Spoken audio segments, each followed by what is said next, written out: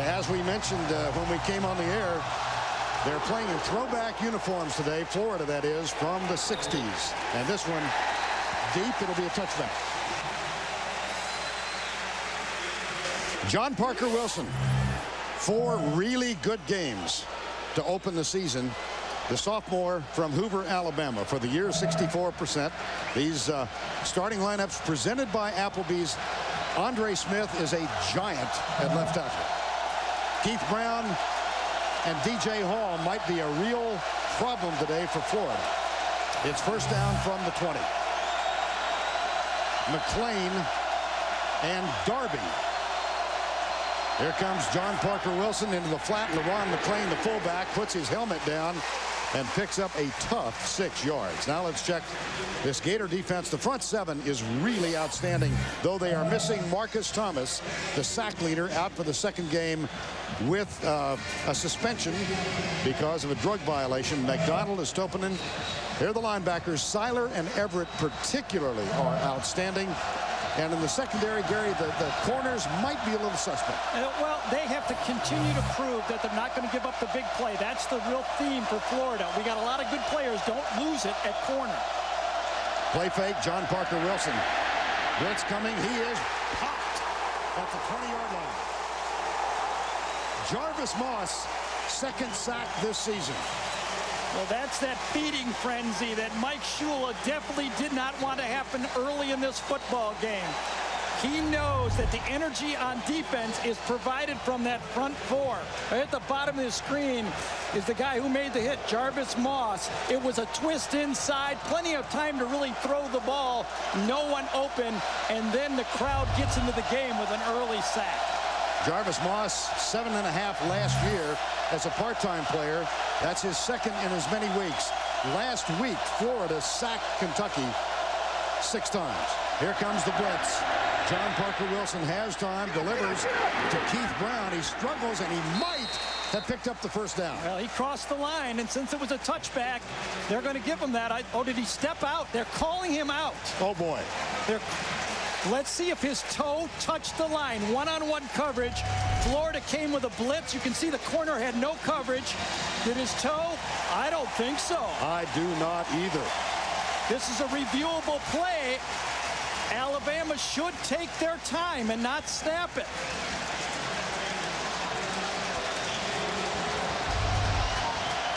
Well, they don't, and they will punt. Brandon James, the exciting 5'6" freshman, has the ball.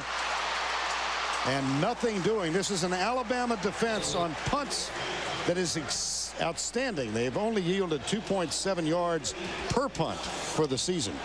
I don't know who the replay official is, but right now I don't think he wants his name out in Alabama. Well, 10 yards. You want to do it? It's Steve Landis. Well, and he came by to say hello about an hour ago, and I said to him, I hope you have a quiet day. Now, every play in college football, Gary, is reviewed. Absolutely. Wow. And Chris Leak will open in the spread. 3 down linemen, a 3-3-5 defensively for Alabama. The handoff, Deshaun Wynn. And let's check this Florida offense with Chris Leak, the senior starter. 4-year man from Charlotte, North Carolina, having a really wonderful season. Well, he really has all the talk, and I'll give it to Tebow, but Leak is the guy that produces the points. Up front, Troutwine and Tart on the left side. The wideouts are Baker and Cornelius. They go with 3 wides, and Andre Caldwell is another one. Deshaun Wynn, one of the keys in the backfield. Leak rolls right. Pops it up to the 40-yard line. And that will be a Florida first down. Gain of 13. Dallas Baker. Well, Dallas Baker, a little curl route, a real patient route. Dallas Baker right there by the numbers, the wide receiver, passing 101, comes out, curled to the outside. His knee was on the ground. That was a good call. And so a first down 10. So they're 1 for 2. That's not bad, I guess. Deshaun Wynn is the tailback, having a splendid season after 3 years of really unfulfilled promise. And Wynn gets the handoff, goes right, nothing doing this time. Now let's check this Alabama defense. They list 4 down linemen as starters. Saunders, Lee, Clark, and Gilberry. They sometimes will go with only 3. The linebackers Simpson, Collins in the middle, and Terrence Jones, who missed last week's game with an injury. Robinson, Carter, Dukes, and Simeon Castile in the backfield. And there is Joe Kynes, defensive coordinator, one-time assistant here at the University of Florida. 35 years of college experience. 2nd and 10. Cornelius in motion. They hand it off to Wynn, and a good job. Now, Deshaun Wynn out of Cincinnati, highly touted as a freshman, hasn't really been dedicated until this summer. Yeah, and you can see it paid off for him. You talk about dedication. That was preached to Deshaun Wynn. And we talked to one of his teammates, White Vern, and Brandon Seiler said, this guy's for real. He's got unbelievable talent, and he's finally learned that what the coaches were telling him was right. Instead of complaining about being yelled at, he looked at the tape and said, you know, Coach, you're right. I got more to give, and he's given it. Spent the summer working with Brandon Seiler and the freshman quarterback, Tim Tebow. And now Keyston Moore is the running back, number 33, a sophomore. 3rd and 10. 3 down, 5 come. Leak. And the ball is whistled dead. I've gotten used to the idea of names on the backs of jerseys. Yeah. And they are wearing, these are the 19. Dead ball. Delay of game on the offense. Penalty 5 yards. Down remains 3rd. These are the 1966 uniforms and the helmet with the block F from 67. The players have worn these helmets in practice, but there won't be any scratches on them because I was out there Thursday. They had cellophane over every helmet so there wouldn't be one nick in them. Brand new. And they will go to people who donated money to the athletic fund last night. There was a fundraiser here, a gala, that raised $6.1 million in one night. Those are expensive helmets. Yes. Here's Leak, right side. Caught by Andre Caldwell, and he's going to be spilled. It'll be 4th down. Florida will have to punt. They sold 101 tables at $50,000 each last night. I saw the commissioner of the SEC, Mike Slive, before the game. I said, did you go to the gala? He said, yes, of course. I said, did you pay? And he said, no, no, no, no, because then I would be seen as contributing. That's true. I said, Mike, good for you. Keep your hands in your pockets.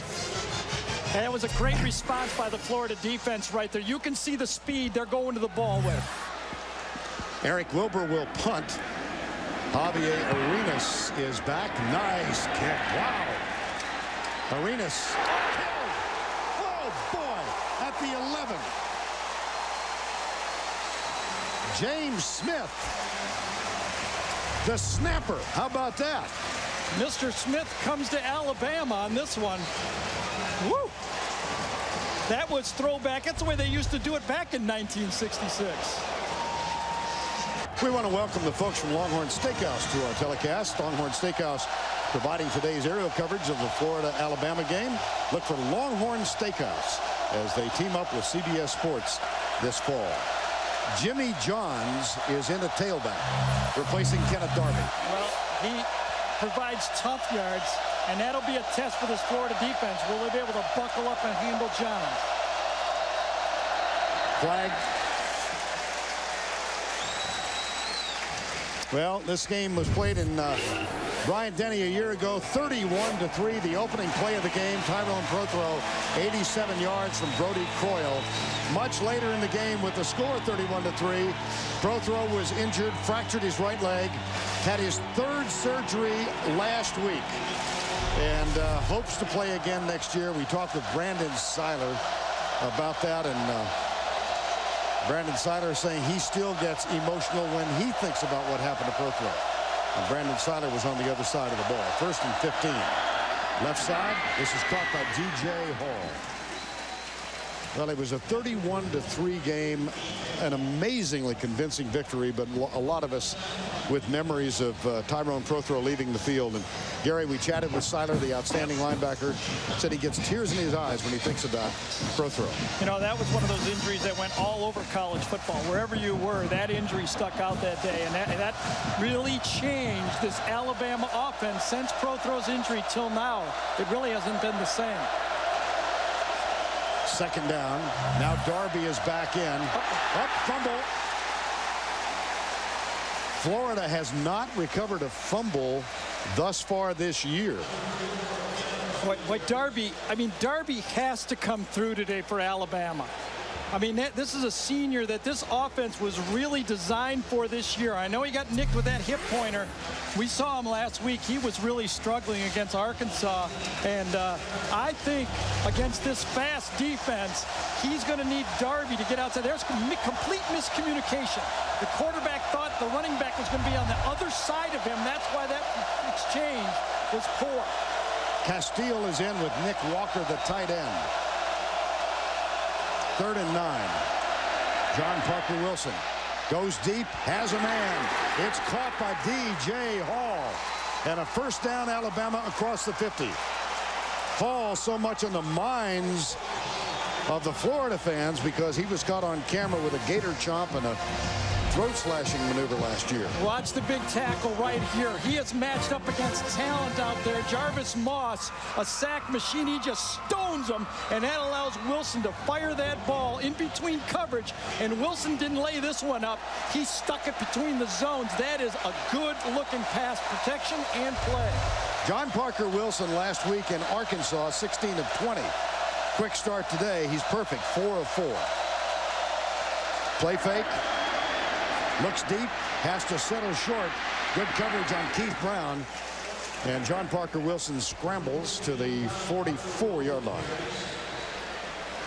Now, we chatted with Urban Meyer yesterday, and there's so much made about that game last year, and is there a revenge factor? But Urban Meyer yesterday said of Tyrone Prothro, when he was injured, he was the best player in the Southeastern Conference. I don't think there's any doubt about that. And he gave Alabama that home run threat that made Darby and everybody else better. And it looks like, though, that the other receivers, Brown and Hall, are starting to emerge as real threats. Urban also told us he felt those two guys were future NFL players. Second down, Cadell and Will Oakley are in the lineup.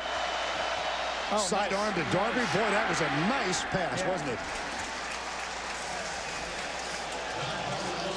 Well, Tyrone Prothro, such a home run threat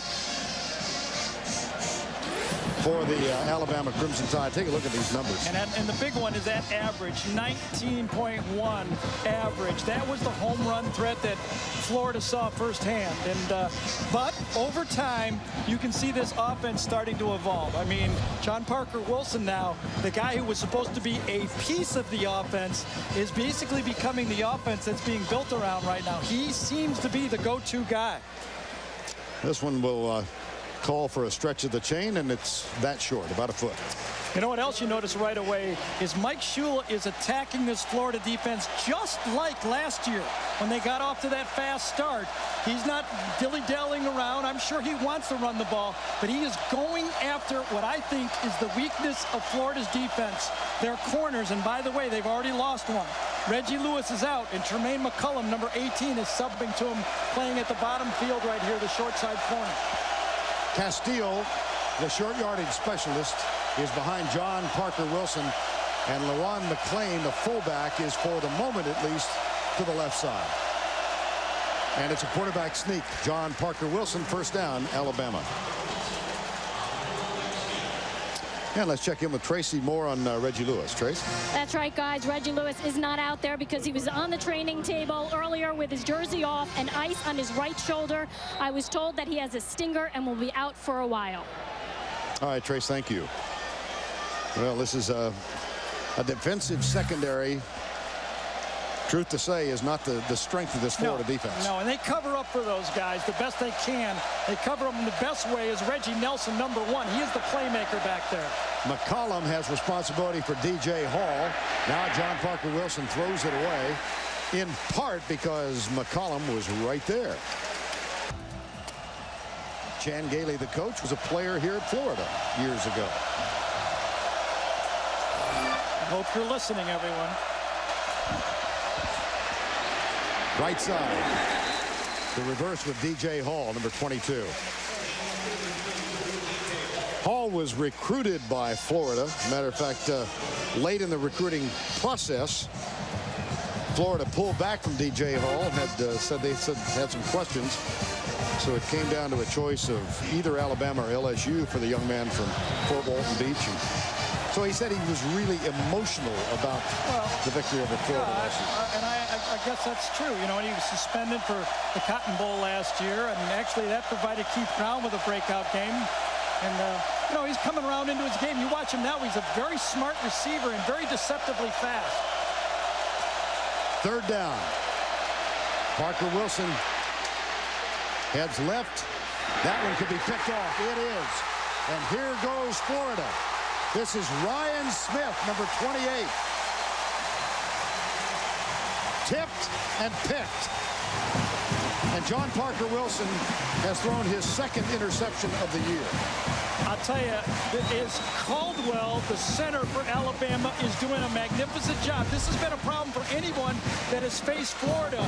The center has been getting destroyed. Watch this, up front, great, stuffs it. Plenty of room for Parker Wilson. Comes out, and I think, to tell you the truth, he throw this ball a little too hard and to the backside. That's a tough catch, and when it gets tipped like that, Castile cannot make that play. Ryan Smith gets the pick. Time is called. Sometimes on an interception, especially into the flat, the quarterback has to be the guy to save points. Watch John Parker Wilson save points, because number 40, Brandon Seiler, and Tony Joyner had the quarterback is the only guy left to make the play. And watch John Parker Wilson play off Brandon Seiler and make the tackle. That was a touchdown-saving tackle. Ryan Smith transferred here from Utah, used a newly initiated rule. If you have your degree, you are able to transfer without and play immediately. And he had graduated from Utah, where he played for Urban Meyer. Here's the handoff to Sean Wynn, goes to the right side.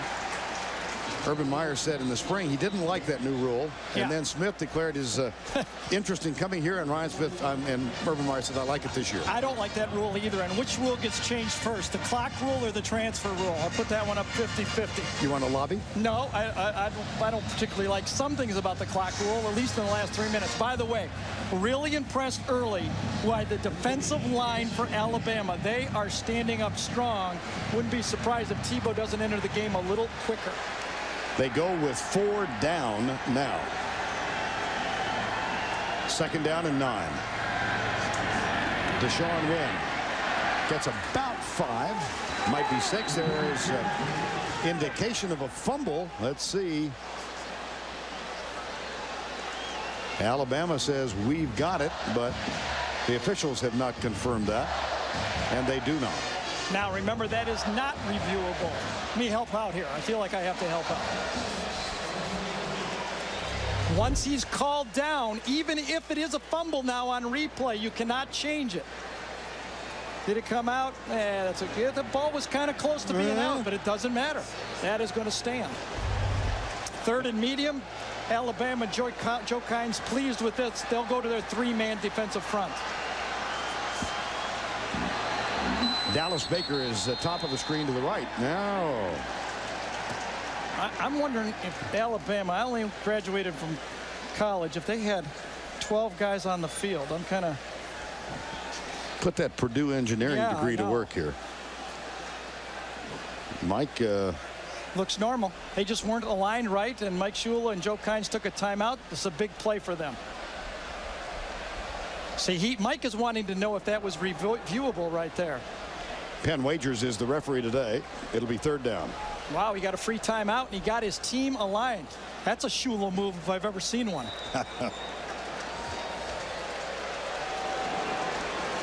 I'm talking Daddy Shula on that one, all right? Who was here? Yes, he is. Don down on the sideline. Gary, talked to you before the game. Here's 3rd down. Whoops. You take a comfortable stance, and then Carlton Metter says, I think I'll back up here. Right. And that really plagued Florida last week. Penalty 5 yards. That remains 3rd. Against Kentucky, that was 4 illegal procedure penalties against Kentucky. I mean, this Florida team got a lot of yards, but they looked sloppy last week. Well, Don Shula visits here as often as he can, dressed in the crimson colors of Alabama. He looks good, doesn't he? Yes, he does. He looks like the NFL, if you ask me. Third down. Officially 11. Out of the spread, Leak wasn't ready for it. Didn't get it either. This one is picked up, and here goes Prince Hall. No flags, touchdown Alabama.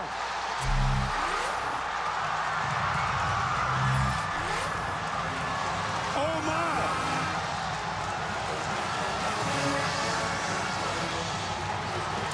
Was the snap made before Chris Leak looked for the ball? Was it an early snap again that fooled him? Let's take a look. He's looking right to left. He's putting a man in motion. And yes, the ball hits him. That was another mistake in the exchange. And did Prince Hall let go of this ball before he crossed the goal line? It was very close. Extra point, as we have learned, anything but automatic. This one, Jamie Christensen, 50-yard fumble return for a touchdown. Well, giveth and taketh. Last week in Arkansas, the Razorbacks returned a John Parker Wilson fumble, 39 yards. His first extra point attempt of the year. And this one will be returned. Brandon James, number 25. Oh, great downfield coverage defensively. My goodness. Deshaun Wynn, Billy Latsko, the fullback. And Leak is still in the spread. With the fake, he rolls right. Pulls it back. He's got Cornelius wide open. Catch made? No. Incomplete. Trapped it. And Vernon, it can't be any more wide open than that. That's one of the first times I've been watching Chris Leak this year a lot that I've seen him pull the string on a throw since I've been watching him. He usually has the same motion on every throw. That time he aimed it, and it just died. 2nd and 10.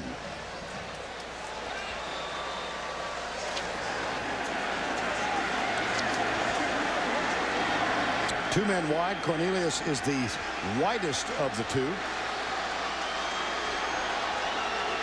Jared Faison, number 11, a high school quarterback who's a wide receiver now, is on the field as well. Here's the handoff to Deshaun Wynn. He goes right.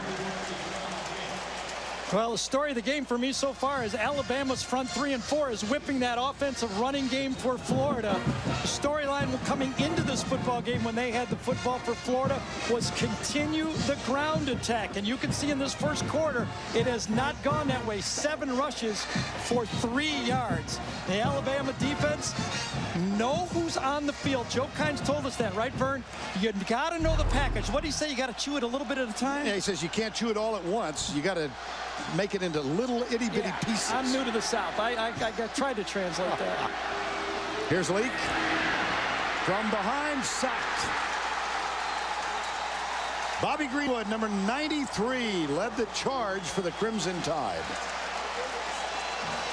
I tell you, you could have all the fancy formations you want, all the shotgun snaps you want, but in the SEC, when you're playing major college football, you got to block these guys up here or you can forget it. And right now, Alabama is just whipping Florida's offensive line.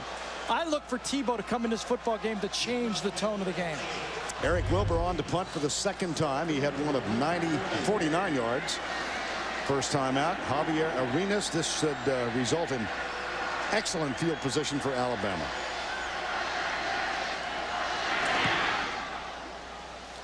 Arenas drifts back, avoids the first tackler, and is down at the 43-yard line. Earl Everett makes the stop.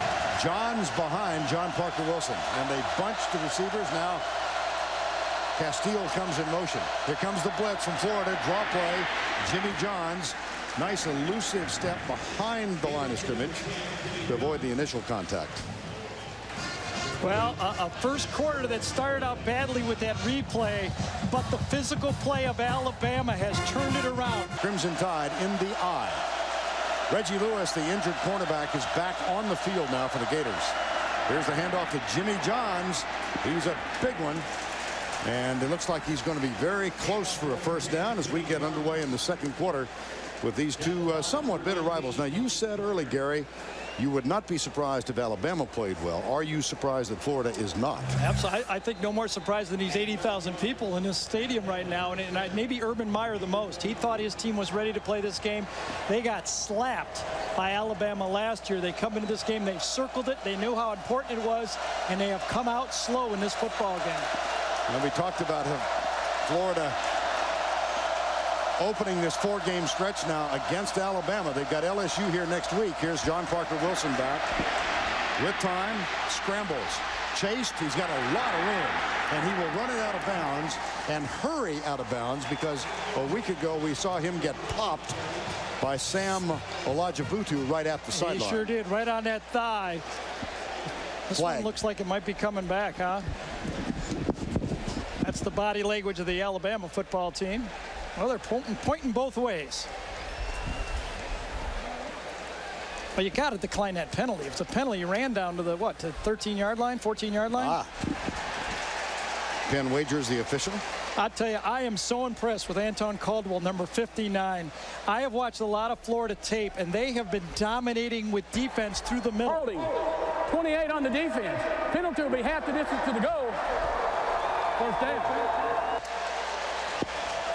And big number 59 up front, a guard a year ago, has just stuffed the middle of that line. He's calling out assignments, picking up guys. You can see him right there in the middle. You cannot have a good pass protection or running game if you don't have a center that knows what he's doing. And right now, number 59 is doing everything right up front. Well, the Crimson Tide has really struggled inside the 20 this year. Look who's in the game, though. Jimmy Johns. Yep. We were told that he might spell Kenneth Darby, who's struggling this year, and get a lot of playing time today. Here's John Parker Wilson back. Look at all the time he has. Now he throws it deep, up for grabs, tipped and incomplete in the end zone. Looked like Travis McCall had a chance at it. I'm impressed by how much time John Parker Wilson has had. Again, against the best defensive line maybe in the SEC. I mean, these guys are pass rush specialists. And you know what? John Parker Wilson got away with one here. On first down, when you call a pass play from the bench, I can tell you the coach is going, throw it, get rid of it, but don't get sacked. And John Parker Wilson almost made a huge mistake, almost getting sacked and then almost getting it picked off. Second and goal. It's Keith Brown in motion. They hand it off to Jimmy Johns. Gets 2. It'll be third and goal from the 5. Brody Croyle, the longtime starter, off to seek his fortune in the National Football League. And here's the statistical breakdown of these two. Yeah, after the first 4 games, everybody thought, could John Parker really come close to Brody Croyle? Now look at the difference. I mean, John Parker Wilson arguably having it at least equal to Brody's start last year, and obviously no real drop-off at quarterback play. That's a huge plus for Alabama football. Third and goal. They had field goal problems. Mike Shula's calling timeout, and he got it before the snap. Yep. He was down on the 10-yard line to call that timeout.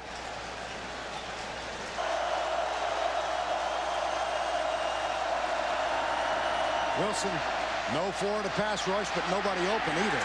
So he hustles down to the 3-yard line, and it will be fourth down, and we're going to see Jamie Christensen. Now we don't want to beat Lee Tiffin to death. Don't go to the icebox right now, right? Had a tough one.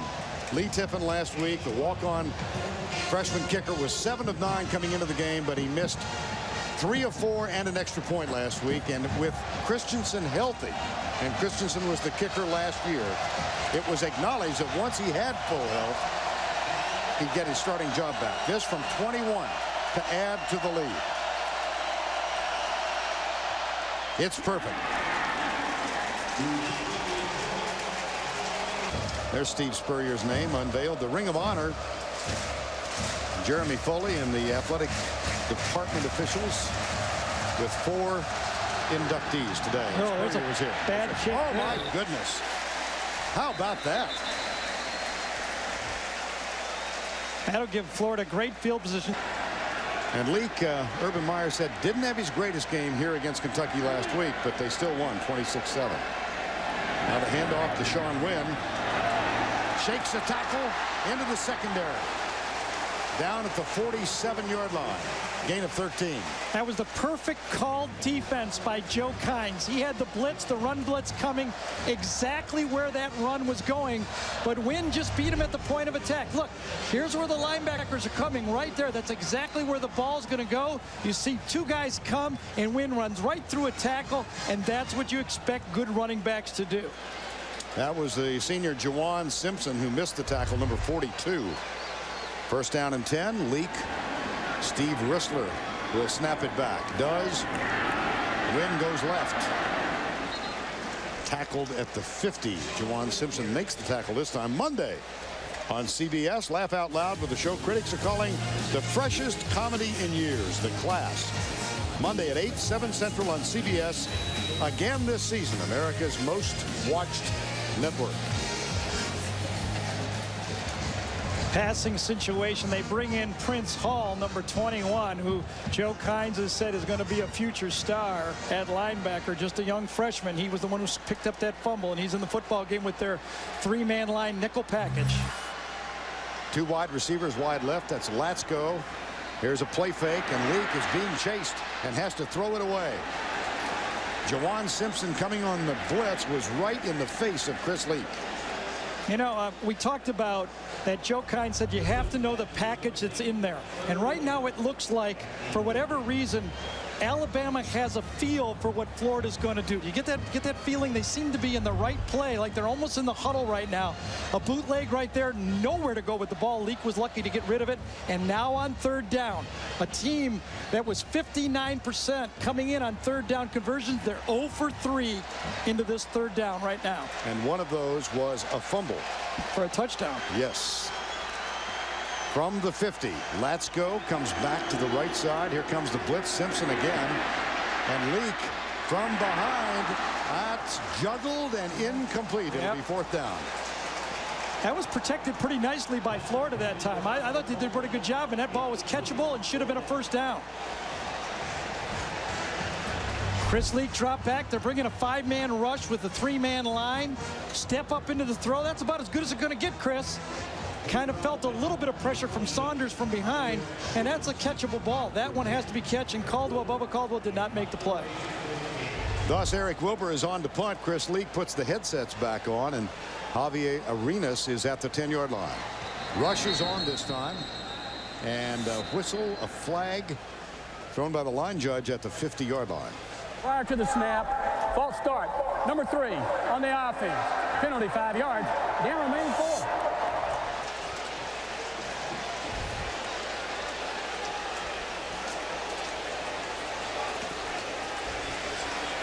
(10-0). Second time this year that Florida has found themselves trailing by 10. Last time was 2 weeks ago in the very hostile environment of Neyland Stadium before 106,000. They were down 17-7 in that one, came back and won it 21-20. 4th and 13.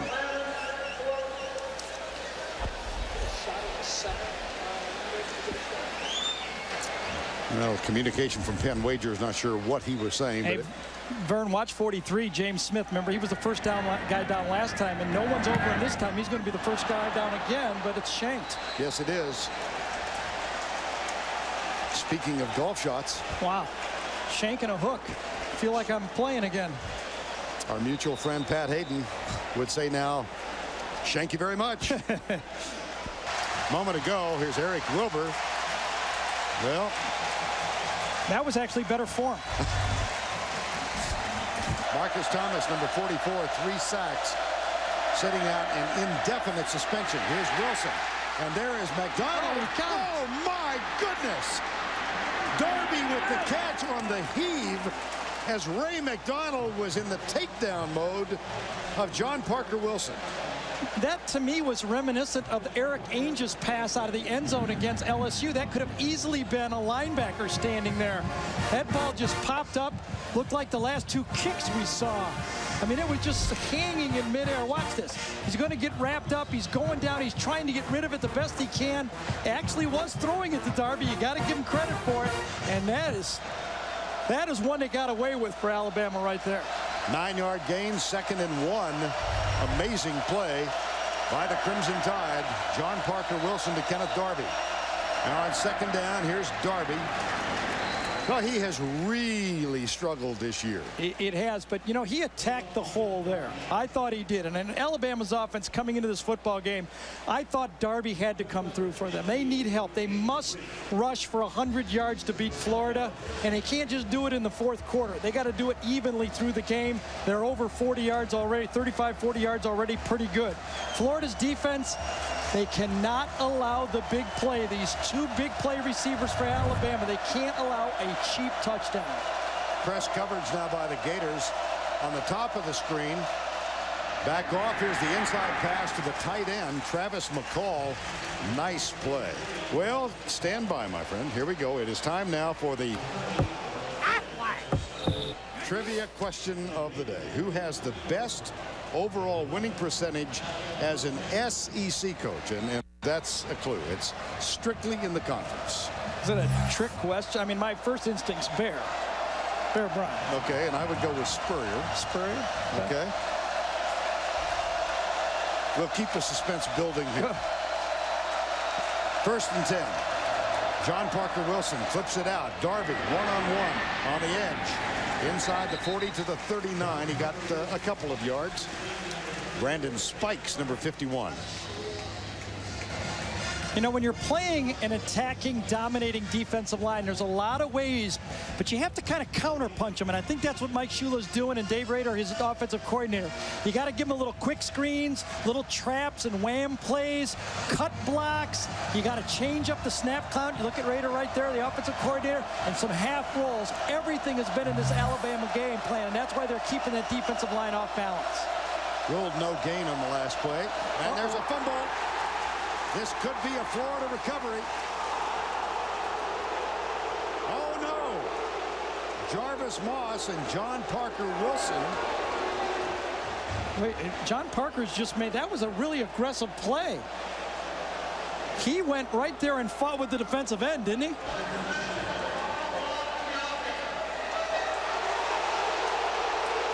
Our second huge fumbled snap of the game. Chris Leak couldn't handle it and ended up being a touchdown.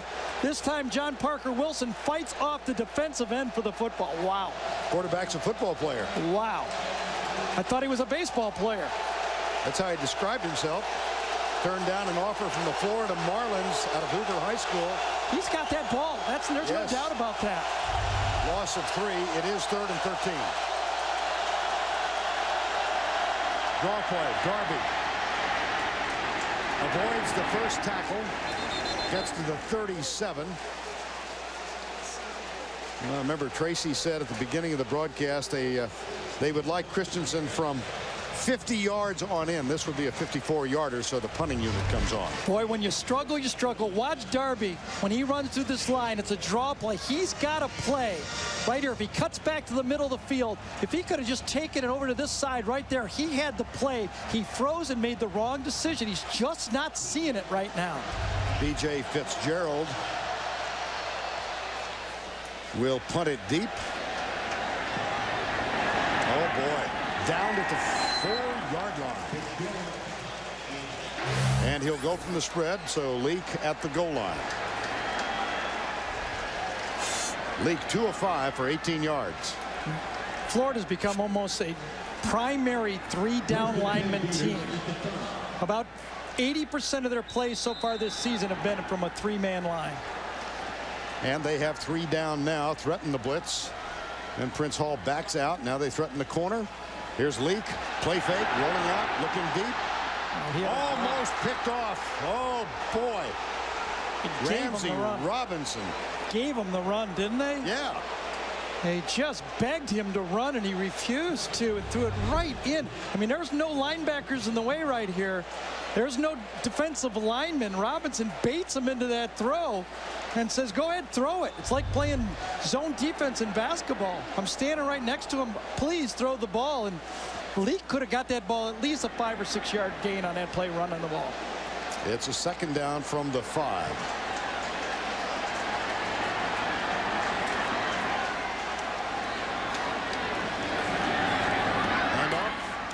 Out to the 8-yard line. Well, there was a bit of unpleasantness here at Ben Hill Griffin Stadium last Saturday night when Chris Leak, the 4-year starter, was booed by many of the fans. And Tim Tebow contrasting. Of course, he's the newest face on campus, and Tebow offers the running threat. But really, it got kind of nasty. Well, it goes with the position, goes with modern day talk radio and football, and these recruits that sign after their junior year. It's just the way it is. 3rd down. Florida on his last 3 possessions has gone punt, fumble, punt, punt. Last 4. Here's Leak. There's Cornelius. That's a 1st down.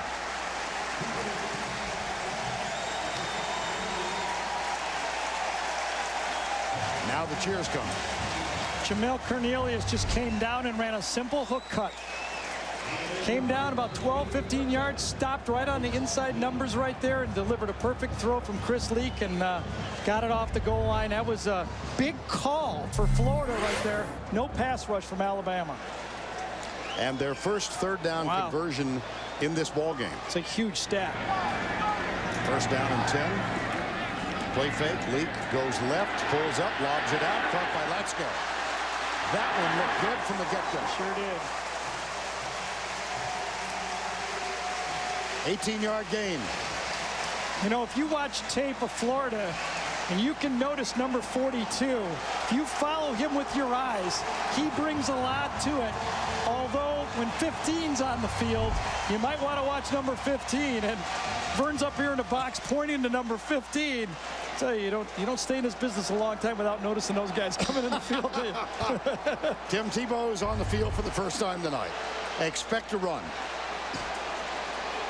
He's the 2nd leading rusher on this team behind Deshaun Wynn. And it's a quarterback draw. He electrified this crowd last week against Kentucky when on 3 consecutive plays he rushed for a total of 62 yards. Yeah, and he really brought to this football team exactly what Urban Meyer was trying to bring, and he told us, I mean, this guy is really the toughness that we've been looking for. You know, it's been whispered around college football that Florida might have been getting a little soft, okay, over the last few years. Maybe that's the reason that they haven't been able to go against these big SEC teams. Not going to be soft with number 15 playing here in the next 3 years. 6'3", 228. Quarterback draw again. He gets him revved up. Well, Tebow, it came down to either Alabama or Florida. And he went with essentially the hometown team. Yeah, how about that? The last day, Mike Shula was there for, 12 hours recruiting Tebow as he comes off the field producing a 1st down and 2 good running plays. He did exactly what Urban Meyer was hoping he would do. And now Chris Leak. Here's the changeup. This is not a rotating quarterback system, but they do have 2 quarterbacks who play very effectively for the most part. Leak, play fake, flips it out. Andre Caldwell, diving try, got it at the 50-yard line. Now, Mike Shula said he had never invested as much in the recruitment of the quarterback as he did Tim Tebow. Tebow was present at this game in Tuscaloosa last year. Mike spent 12 hours in his home the day before the announcement. He said he knew he might be in trouble when he saw little gators hanging off the Christmas tree. And the shower curtain too, right? Right. 2nd down. And here's Keyston Moore. Well, December 14th at 5 o'clock, and there's so much more to this story. This is one of the most highly recruited players in the country. Where will you be playing college football? I'll be playing college football next year at the University of Florida.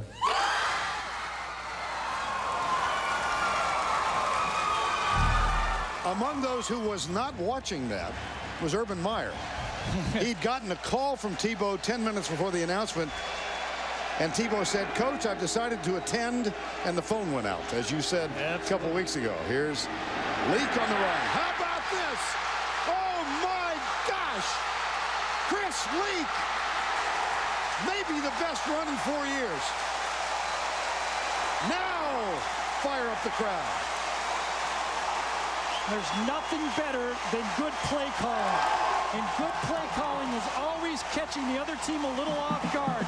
We saw it Thursday night. Steve Spurrier did it to Auburn.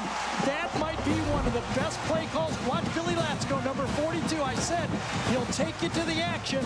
What a block he got on big linebacker Terrence Jones right there. And that's what put Leak into the secondary and almost got a touchdown out of that play. Mitchell had to make the tackle. 45 yards for Leak. Diving try to Sean Wynn on 1st and goal down to the 2. Chris Leak, Gary, as we both know, is a very stoic individual. Right. How about the emotion he let go after he completed the run? I don't blame him. And this has been a beautifully conceived drive by Dan Mullen, the offensive coordinator for Florida. Came out, remember, on 3rd down, got it off the goal line, and that call and that emotion that Tebow and Leak have brought to the stadium with a tremendous drive that started, what, inside the 5-yard line, right? Yes. Last week against Florida, 2-minute drill. Leak led them to a score, and they had a 12-7 lead in the end zone. Oh, he had Tate Casey open in the end zone. Boy, Simeon Castile that time did a great job. Castile came up on the fullback, baited Leak to go to the tight end, and then dropped back at the last second and got his hands on it. That was a beautiful play. Watch number 2. He goes to the fullback, then he realizes where Leak is looking, and he pedals back and gets it, almost gets his hands on it to save a touchdown. Florida has called timeout, so when we return, 3rd and goal, they trail by 10. And here's the changeup, Gary. Tim Tebow. It's their goal line offense, and he told us he prefers running these short yardage plays from shotgun rather than from under center. We saw him run from the gun on 4th and 1 at Tennessee. Big play in the game. What if Alabama take a timeout now? That Tebow timeout. They want to ice him. They think he's a place kicker. Tim Tebow, as the senior Chris Leak looks on. Touchdown, Florida.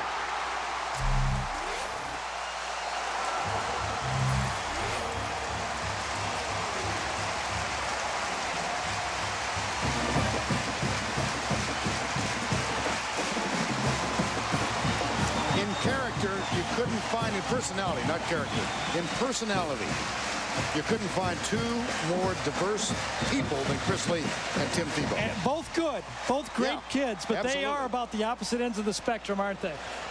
Now you saw the steely-eyed glance from Leak after Tebow scored, but that is Chris. Hey, I think if I'm Leak, I'm thrilled having a guy on this football team. He provides a missing link that this spread offense doesn't have yet. And you know, what really happens down here in the goal line with a spread offense, this becomes your 11th guy. If you have a quarterback on the field, he hands the ball off. You're playing 10 against 11. When you have a running quarterback, you're playing 11 against 11. He just follows number 42. Latsko gets a great block there that time. And boy, the big number 15 sticks it in there, and Leak had a great drive on this drive. Ijas will kick off. And this one will be taken at the 1 by D.J. Hall. Ducks his head and is stopped short at the 17-yard line. Well, it's time now for the answer.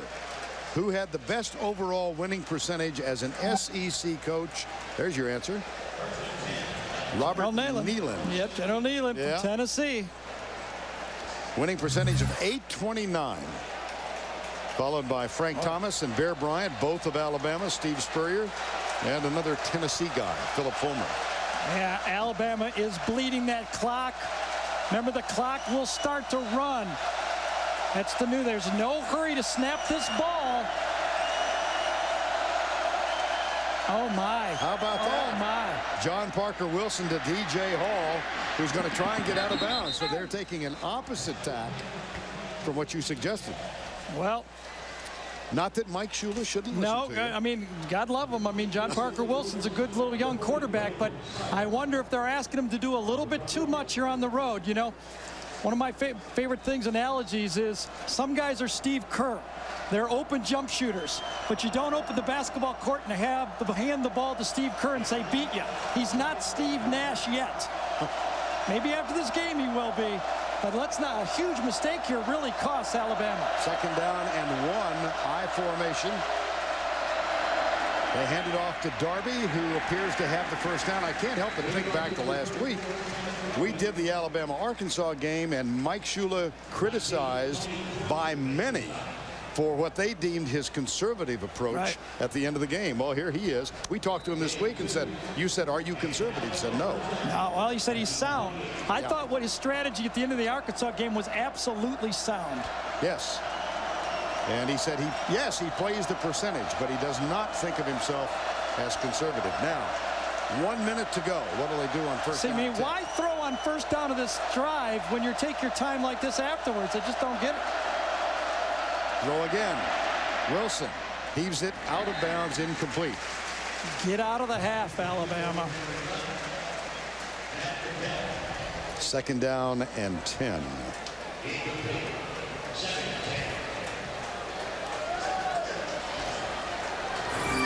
You saw that graphic of 110 yards for Florida. 95 came on that touchdown drive. Clock stopped on the incomplete pass. 48 seconds to go. See, now Florida has 2 timeouts and is gonna, if without a first down, is gonna force Alabama to punt without a first down now. Wilson, draw play. Jimmy Johns, nothing. 3rd down. Florida will take a timeout, I can guarantee it. Yep, there it is. So Urban Meyer says, fine. You're going to play into our hands? We'll take a timeout. See, with the new clock rules, Alabama could have got out of this half without even having to punt. And with the passes, and it was kind of not even aggressive passes. Back to play on 3rd down. How about this? Kenneth Darby. Now the clock stops on first down in college football while they reset the chain. Alabama has 1 left. Alabama was willing to run the ball and get out of the clock, but what happens? You run it behind your freshman, big number 71 right here, and he just opens up a hole. He fits up inside, and B.J. Stabo, number 61, makes a block, and all of a sudden you have a chance with a timeout left. 4-man rush. Parker Wilson goes left. D.J. Hall. And he's out of bounds at the 21-yard line. How do you do? I feel like Tom Brady is becoming unveiled right before my eyes. That was a strike. Now think about this. This is John Parker Wilson playing against the Florida Gators on the road, throwing a strike. If that ball's 6 inches behind, that ball is going to get maybe intercepted or deflected, and now they're at least in field goal range. Mike Shula, the conservative one. Wow, amazing, amazing drive. Certainly is. Confounding everybody. 1st down and 10 after the 31-yard gain.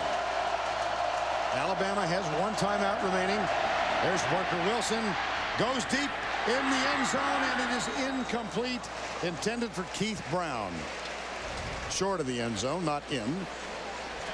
Well, Keith Brown almost came up with that one. Parker Wilson again throwing with a guy off balance, no feet at all, just kind of throws it up to his tall receiver, 6'3" Keith Brown. He's on the slot right there. You see him matched up, kind of lets it go, comes down to about the 1-yard line, and almost came up with that one.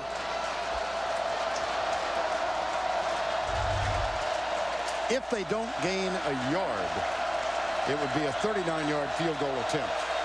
And remember, they have a timeout left. Yep. Boy, things change fast, don't they? 3 down for Florida. They bring 4, stunts. John Parker Wilson is caught and dropped by Derrick Harvey. Timeout with 2 seconds to go.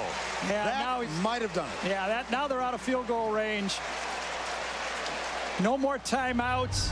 Anything but a sack coming off the edge right here. One more guy, nowhere to run that time. And from behind, a sack by Harvey. Wow. Harvey's first sack today. He had 2 against Kentucky. P.J. Fitzgerald will hold it. Spalding will snap it back. Christensen. Just about like that. That one had a little more elevation in Dallas. Thanks, guys. Coach, a big stop there. How important was that for your defense? Well, it's a big stop for the team because with college football, so much momentum. And, you know, we should have probably let the clock run out. But 3rd down and 12, we wanted to force them to punt the ball. But our defense stuck it in and got a great sack. And that was a great way to finish the half. On that touchdown drive, you put Tebow in for the first time. What was your thought process there? Well, I think, you know, we've been backed up all day. And I think we finally got out of there. 95-yard drive. Chris got us out of there. Then he had a nice run as well. But Tebow, we're going to try to mix that up a little bit better in the second half. Thanks a lot, Coach. Steve Spurrier, quarterback and 1966 Heisman Trophy winner and head coach from 90 to 2001. Jack Youngblood, defensive end from 1968 to 70. Emmett Smith, running back from 1987 to 89. And Danny Werfel, quarterback and 96 Heisman Trophy winner and part of the 96 National Championship team. As part of Florida's celebration during pregame, the school unveiled for the first time Florida's football Ring of Honor, given to the greatest Florida Gators ever. The first 4 were inducted: Steve Spurrier, Jack Youngblood, Emmett Smith, and Danny Werfel. Jamie Christensen will kick off. It's Brandon James, number 25, and Keyston Moore, 33, the deep men.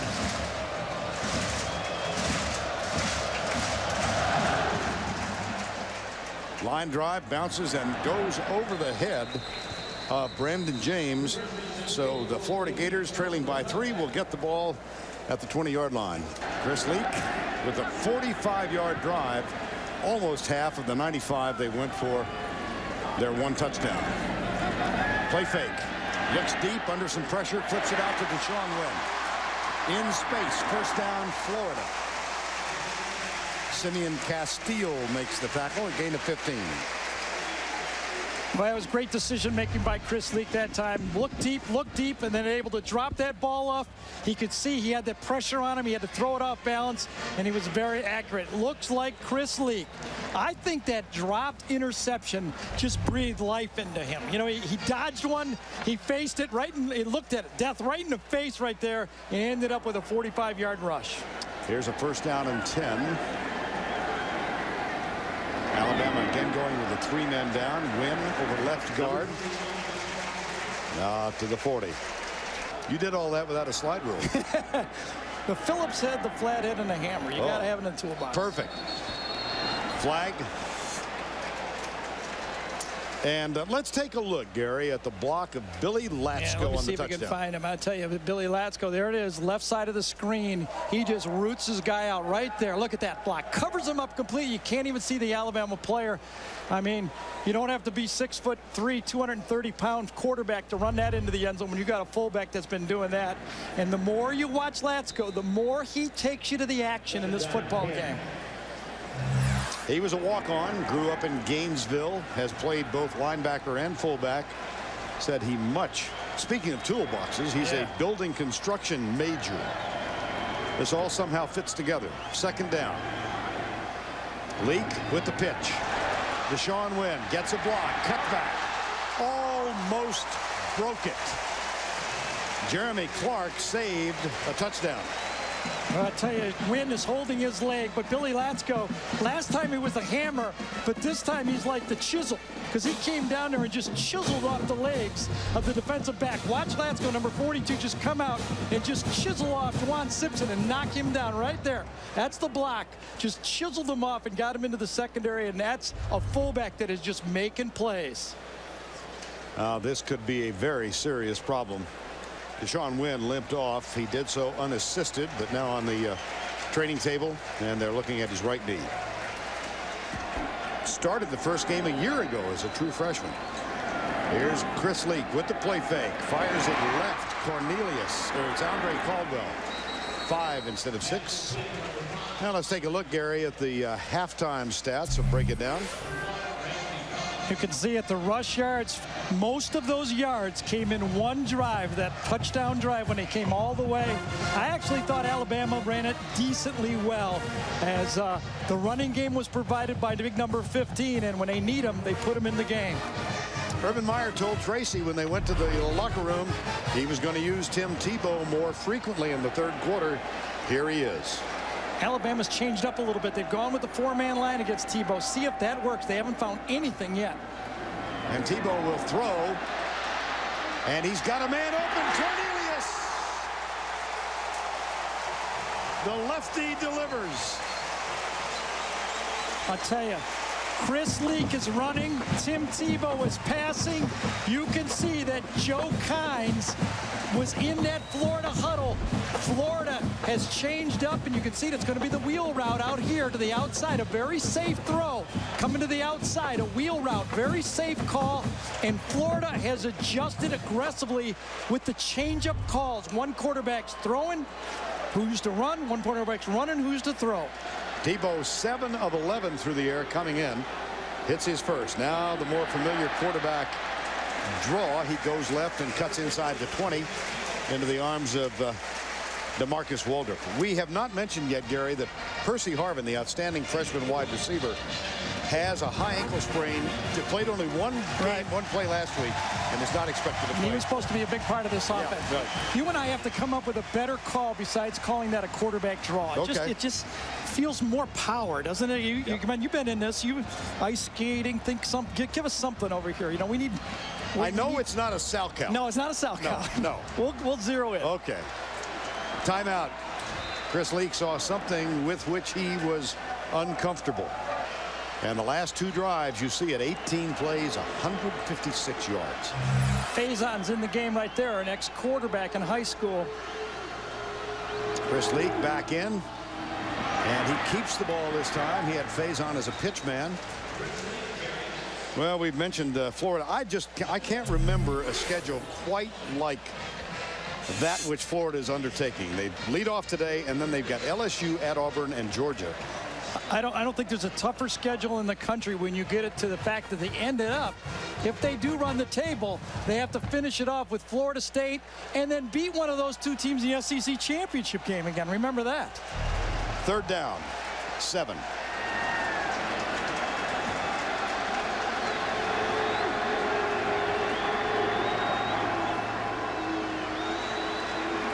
Here's Leak. Hits on pitch. Play. That's an incomplete pass. Prince Hall, number 21, made as good a play as you can make on that shuffle pass inside, because that was the option play inside that Urban Meyer loves to call. Prince Hall comes from the top of the screen over to the outside. It comes all the way across and chases it down. He knows exactly what it is. Now watch him lay out and make the play. Remember, Florida has not kicked a field goal this year. They are one of only 4 teams in the Division I. Here's Hetland. This from 36. And it's no good. So they still have something in common with Utah State. Chris Hetland's field goal attempt worth another look, Gary. There's the official that's going to call it. We're going to lose him for a second, but then he'll come back on the screen again. He's clearly in position. He looks up. Watch him look up, look over, and signal. No good. First down and 10. Alabama. They still lead by 3. John Parker Wilson. Right side. Low catch. Keith Brown, number 81. Did you see that one coming, Gary? You don't see it at all, but you feel it. Second down and 3. Play fake. John Parker Wilson. Look at how much time he has. Now chased out of bounds. He's got Brown, but he's over the sideline. It'll be incomplete. And let's check in with Tracy with an update. Ken Darby. Well, Trace? actually, guys, it's an update on Deshaun Wynn. A tough loss for Florida, a severe right ankle injury. They took him into the locker room for x-rays. I was told he will not return. Okay, thank you, Trace. That is a tough loss. Can you feel that Mike Shula has grown so much confidence in his quarterback that he's basically handing the football game to John Parker Wilson right here? They've kind of abandoned the running game so far. Third and short. In the eye. Darby comes out wide to the left. Motion from the right tackle. That is what Jarvis Moss is claiming. Ball start. Yes. 72 on the offense. 25 yards. And third. Very clearly, Chris Capps, number 72, was the guy who moved at the end line, and those hair triggers see that really easy, and they took a very convertible 3rd and 3 into a very difficult 3rd and 8 now. This is a noisy place in just even circumstances. You can But see here's that. Alabama. Yeah, just giving up the running game so far. They've turned it over to their young quarterback.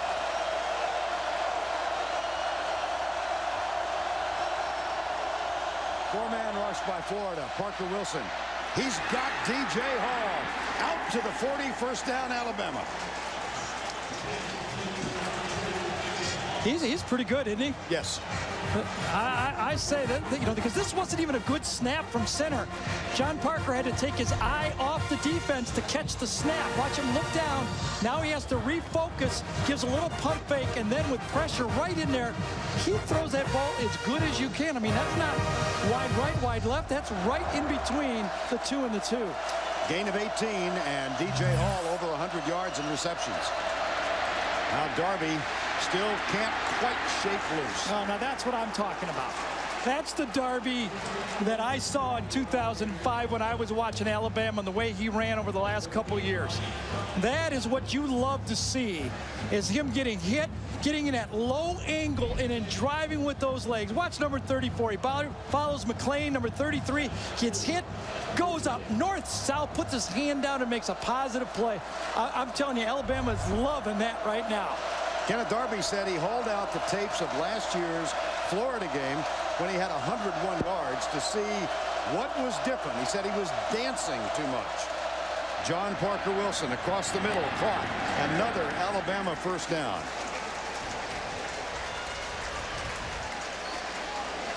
You know, I was wondering, is John Parker Wilson just a spot shooter like Steve Kerr, which is good, got to have a spot shooter, or is a give the ball to him and let him win the game Steve Nash? He's looking a lot more like Steve Nash today, isn't he? He's got a little Canadian accent all of a sudden. Oot in the boot.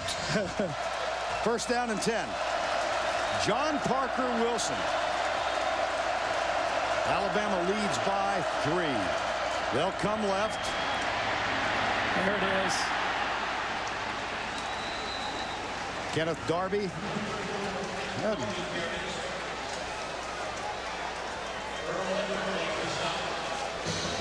Now from overhead, what a pretty view. Today, the Longhorn Steakhouse fixed wing is navigating the skies above Gainesville to provide aerial coverage of the game. Longhorn Steakhouse will cover selected college football events throughout the season. Second down and 7. Darby, for his career, averages 5.1. This season, only 3 points per carry, but looking impressive here in the second half.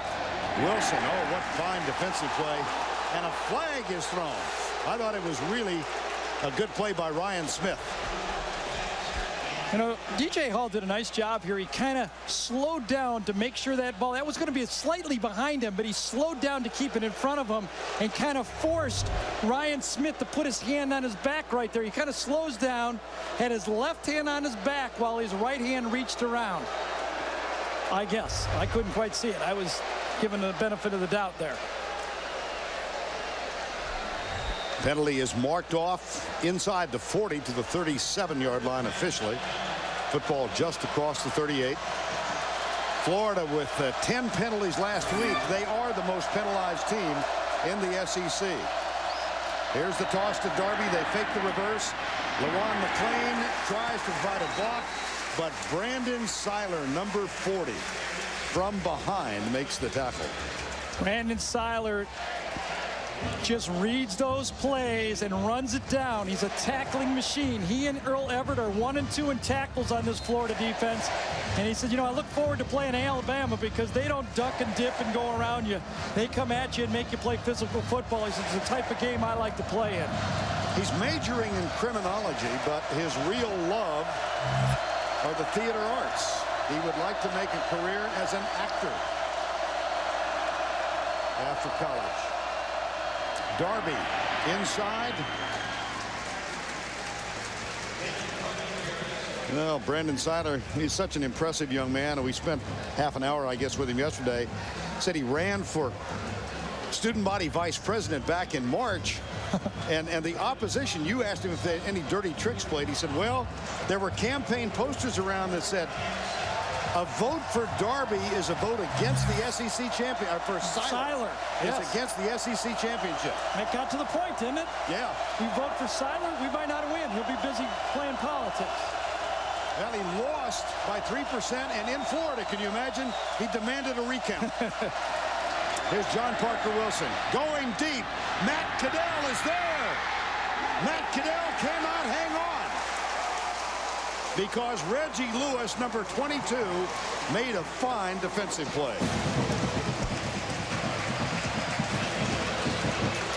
Quarterback's big mistake here, crossing over the receiver. Caddell is going to run the post. If he leads him across to the left of the screen, he's going to get a touchdown. He crosses him back to the outside and allows for the defender to get his hand up and make a play, and Reggie Lewis gets his hand in there and makes the play. That's a wonderful play by Reggie Lewis.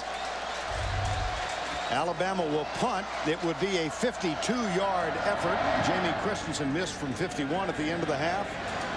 Fitzgerald skies this one, and it goes into the end zone. Touchback. Now the Gators trailing by 3 after the touchback. Chris Leak pulls it back and looks deep. Goes into the right flat for Keyston Moore, and Moore might have enough for the first down. And time now for our Red Lobster Scholar athlete today. It's Florida's Steve Rissler with a 3.48 grade point average in sociology and a member of the SEC Academic Honor Roll. Red Lobster's commitment to the investment of our future is shown today by donating $1,000 to Florida's General Scholarship Fund. 1st and 10. Deshaun Wynn, as Tracy mentioned, gone for the game. Keyston Moore gets the handoff. He's got a lot of room and just is tripped up by Prince Hall, number 21. Beginning of this football game, Alabama's defensive line was handling it. Dan Mullen came up with the answer. A little more changeup, a little more creativity in the run pass. It started with their touchdown drive. It looks to me now that Florida, Urban Meyer, and offensive coordinator Dan Mullen have a better handle, as you look at Dan Mullen, have a better handle of what Alabama is trying to do to stop their run game. 34-year-old offensive coordinator came here from Utah with Urban Meyer. Latsko sets up to lead the play, and Keyston Moore is out near the 40-yard line. This might be enough to give Florida a fresh set of downs. Well, if not, we're going to see number 15 running that shotgun sneak. I'll tell you that.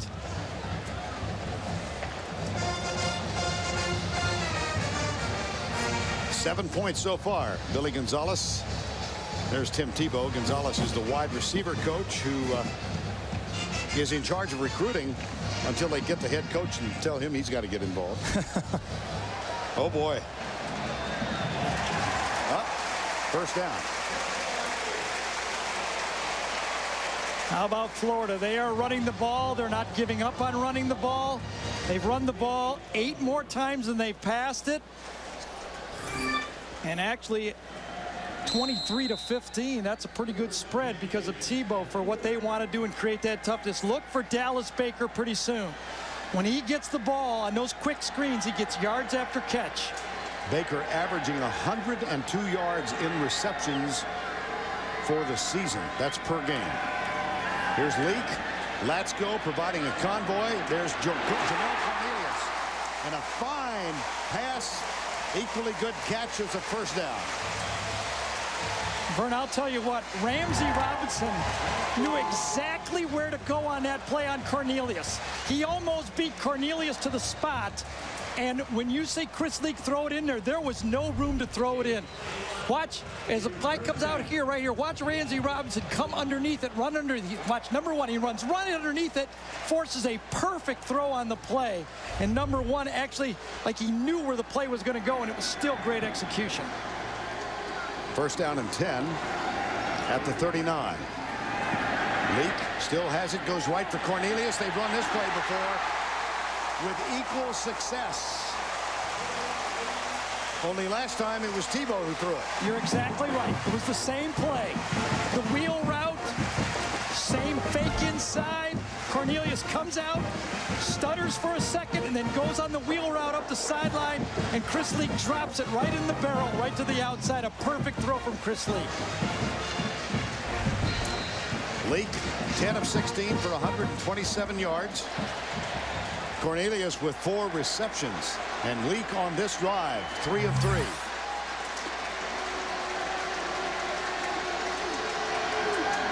Again, Alabama going with 3 down.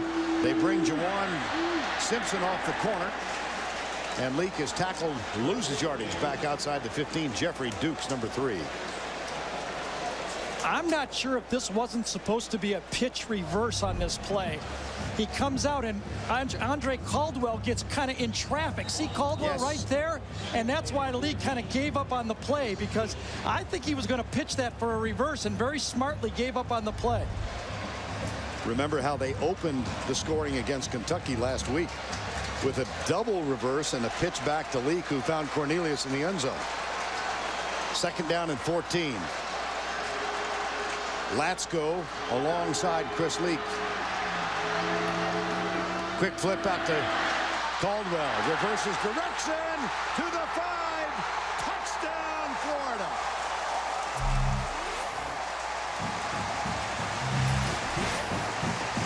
There's going to be a review on this, because at the end Caldwell laid out and whether he lost control of the ball. Now, if he did lose control of the ball, that's going to be a touchback because it went through the end zone. Watch Caldwell get to the outside. Watch him lay out right here. That's a good play to lay out. Does he cross the line as the ball comes loose? You can see it's being signaled by the field judge as a touchdown. That is not a clear enough picture. From behind, we won't be able to tell if he crossed or not. He's got it. You don't know if he's across the line, but it was signaled by the guy standing right there on the line that it's a touchdown. Because they want to get it right. Further review, the play stand is called on the field. And that led to a 95-yard drive. And then Mike Shula took a shot, and Cadell was open in the end zone. Right here is where the ball's going to go. But watch the fake out in the Alabama secondary.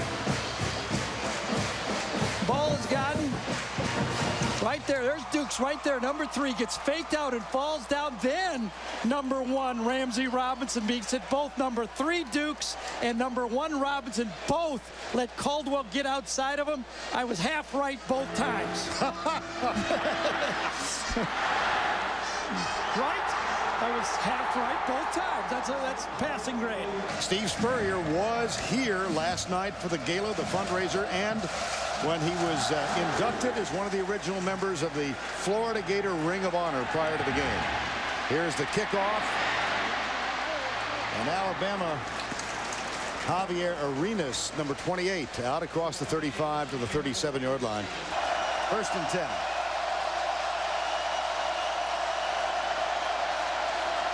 John Parker Wilson, right side. Tim Castile, number 19. Out to the 45-yard line. 2nd and 1. Well, we're almost at the midway point. Ohio State, a consensus number 1 in the polls. You are ambivalent, I think, for the most part. Well, I like the idea of shortening the games, adding a 12th game. I think the goal is good. I think it's a little quirky the way they do it. The Oklahoma, Oregon could be still huge. And how about Rutgers? Watching them last night. That's a great story for college football. Greg Schiano, the coach. And here's on the 2nd down play, Kenneth Darby runs into Tony Joyner, number 19. I still like the way Darby's honking it up in there right now. You know, I mean, he is bought in.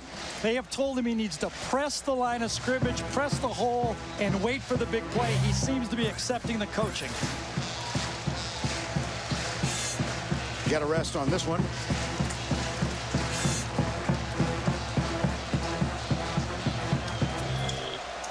Looked like they were going to still get that chain gang out there. Yep.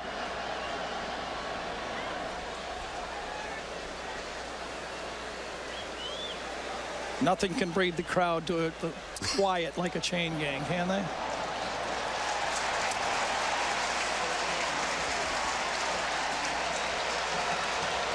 And don't forget, later in the game, the 5-star play of the game will be presented by Wrangler. Quite a ways away from that. 3rd and inches. double tight ends, and the double fullback. Now McClain will be the short back and Castile behind him. Ray McDonald will go from defensive end. Does he go to nose tackle? That's where he usually likes to line up. No, he's at tackle right out there. Quarterback keeper John Parker Wilson. Mentioned that he is from Hoover, Alabama. His little brother Ross, quarterback of that Hoover high school team, was ranked #1 in the country, and then they were knocked off last night. First down and 10. Darby, nifty move at the line of scrimmage. First down at the 40, perhaps inside. That's a 12-yard gain. It's like night and day for Darby. If you watch tape, maybe he's a little more healthy. Maybe he's just a little embarrassed. But he went right behind big number 59, Anton Caldwell. I think the best center I've seen so far in college football. And he just made positive north-south yards.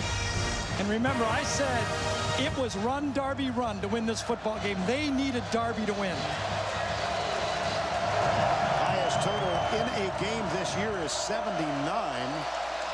That was week before last against Louisiana Monroe. First down and 10.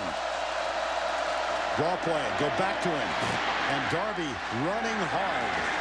This is as effective as we've seen him. Yeah, and that offensive line is pushing around the Florida offensive line again. Now remember, Alabama hasn't scored. It's been a defensive touchdown in this football game, but they go right behind big number 71 that time. He just pushed Jarvis Moss, number 94, about 5 yards down the line of scrimmage. That was an easy first down. McClain sets up as the short back. Darby behind him. They hand it off to Darby. And that one gets barely a yard. Vern Lundquist, Gary Danielson, Tracy Wolfson. Our third game together in the SEC. What do you think? I'm blown away. You know, what I suspected about the SEC is right. This talent is spread over 5, 6, 7 teams. You have to be on your game every week to beat these football teams. And the defensive speed, if you make mistakes, they eat you up. This is just great, great football in this league. You like what Alabama's doing so far? I do, but you know, they need to put points on the board. They showed great poise, but they still haven't gotten a touchdown against this Florida defense. Second down and 9. John Parker Wilson, DJ Hall in and out of the hands. Reggie Nelson thought he had an interception. It's ruled no-so. Now, I don't know if you know this, but like 3/4 of the interceptions I threw in my life were all tip balls like this. Oh, is that true? That's what my mom used to say. That's the first lie I caught you in. That was almost the second one this game. Yeah. And that one was much more catchable than the last one. 3rd and 9. That's those little miscues. When you've got a drive going, it would have been 3rd and 2 or something. You expect your receiver to catch that. Play clock winding down. It wound down. Timeout called because they were not going to get the play snapped in time. Well, it would be 47 if they don't gain a yard, the attempt. Split backs. Florida brings only 3 down. John Parker Wilson, a lot of time. Matt Caddell with the catch for the first down at the 14. Boy, Reggie Lewis, just the defensive cornerback for Florida, showed his inexperience. The one thing he couldn't do was get beat inside. He had no help inside, and that's exactly where Caddell beat him. Look at the protection by the Alabama offensive line against the best pass rush in the SEC, and Reggie Lewis beats him inside. That's a sin, and J.P. Wilson delivers again. Caddell's first catch had the near catch in the end zone knocked away by Reggie Lewis. And a first down at the 14. John Parker Wilson, inside play. Whoa. And a defender is down, intended for DJ Hall. Reggie Lewis was very close. John Parker Wilson, he's had 4 consecutive games in excess of 200 yards, and we're playing early in the 4th quarter. Well, there's no doubt in my mind now, watching John Parker Wilson, is that Alabama and Mike Shula and Dave Rader, their offensive coordinator and head coach, he has won over their confidence. They believe in him, and they'll call any play in the playbook. Keith Brown split wide to the left. DJ Hall, bottom of the screen. That's Darby. Comes the blitz. Inside catch is made by Keith Brown. And he is tackled at the 9-yard line. Gain of 5. And a third down.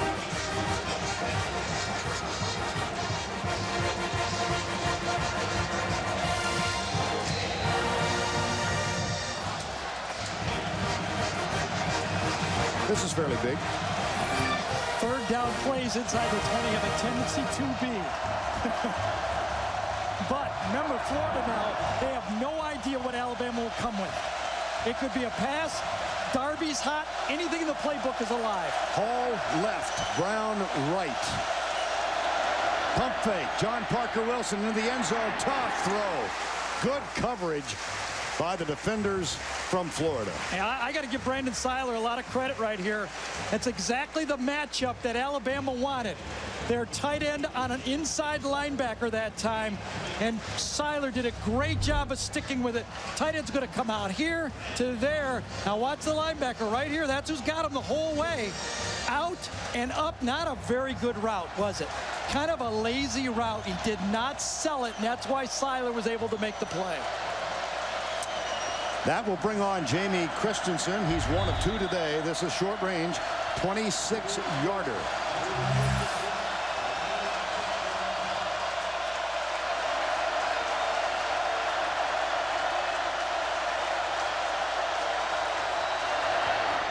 Oh, dear. No. Oh. I'm not going to look anymore. I can't tell. I thought that was going to be wide right, didn't you? Yes. Well, it was right in the middle, I guess. I'm sure Alabama fans had their heart in their throat. But it was close, but just inside. You learn that at a very early age. I guess, and they win a lot of games to deserve it, don't they?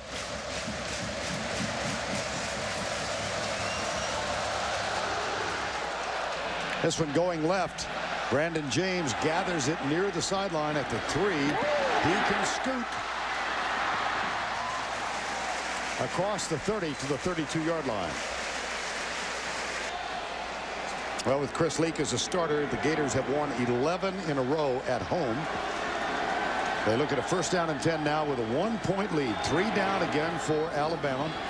Here's the handoff to Keyston Moore. He scoots out near the 40-yard line.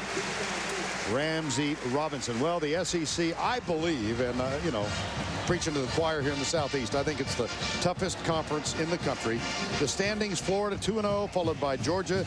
Kentucky improved this year. And then South Carolina, Tennessee, and Vanderbilt. That's the East.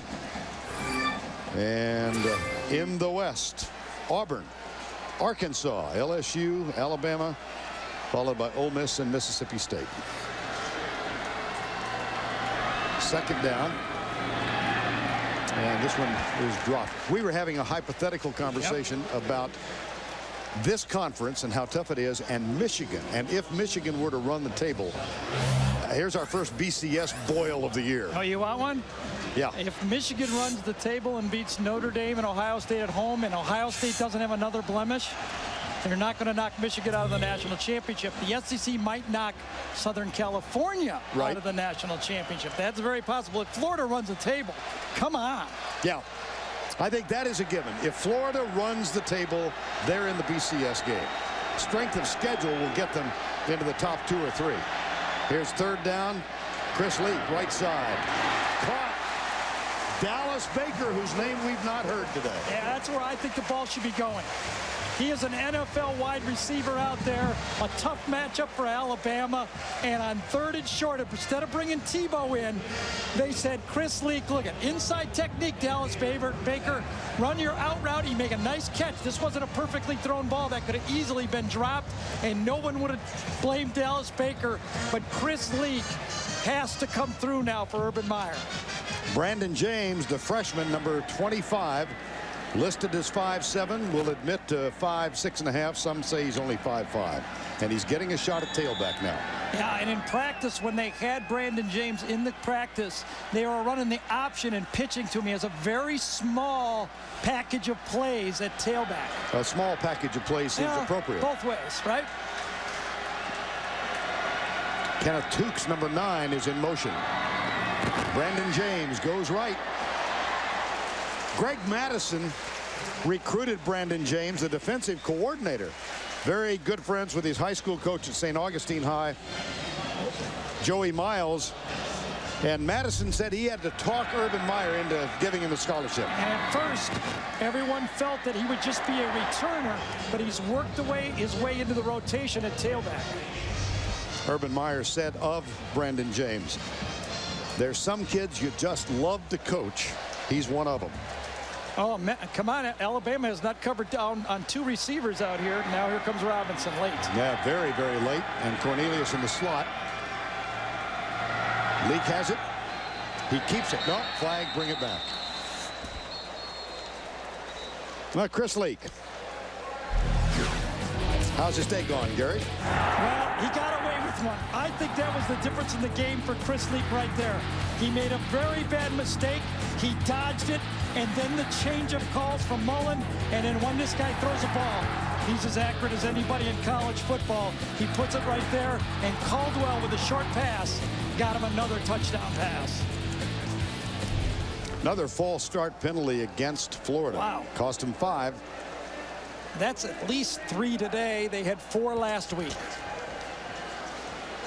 Here's Chris Leak's day graphically. 151 yards passing, 33 rushing. That's because college football takes off sack yardage and takes it off the rushing game. I still think that rule ought to change. Never have understood it. 2nd down, 11. Here's Leak. Now, if we don't call that a quarterback draw for Tebow, what do we call it for Leak? That's a quarterback draw right there. That was exactly what it was. That's more what you expect from a quarterback. When somebody wraps him up, he goes down. You can see it. This is a design play. He's going to follow number 42. Let's go right there. No way. Prince Hall inside. Tackles made. J.P. Adams, 67, makes the play. And 3rd and long. And this is a play that Florida desperately needs. Joe Kynes puts 4 down now for Alabama. And they threaten a blitz from the linebacker. Now up the middle. Here's Leak back. Flips it out to Andre Caldwell. Ramsey Robinson misses the tackle. And Caldwell still running, but he's going to be a good 11 yards short of the 1st down. Simeon Castile finally got up with him. And we will have a Florida punt. You know, I think that was a decent call by Florida. They didn't want to make a big mistake right here. Get it out of the flat. Maybe you get a 1st down, punt it. You know, remember, Alabama has still not scored a touchdown. However, a field goal now wins it. Eric Wilbur on to punt. The freshman from Tampa, Javier Arenas, number 28, back at the 10-yard line.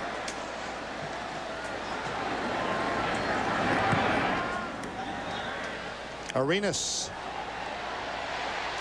hit and dropped at the 10.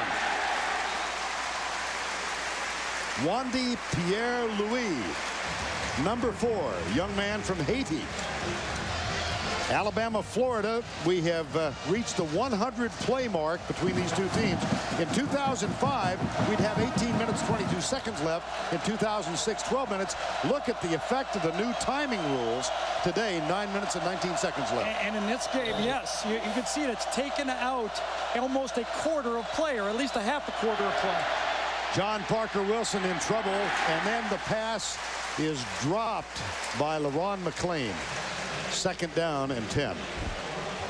Each team has only had the ball 8 times in this football game. With about 9 minutes to go here, you can figure each team might get it 2, 3 times at the most. In this game, that's 10 or 11 possessions. Last year, each team would get it 14 or 15 times. That's a big difference in scoring.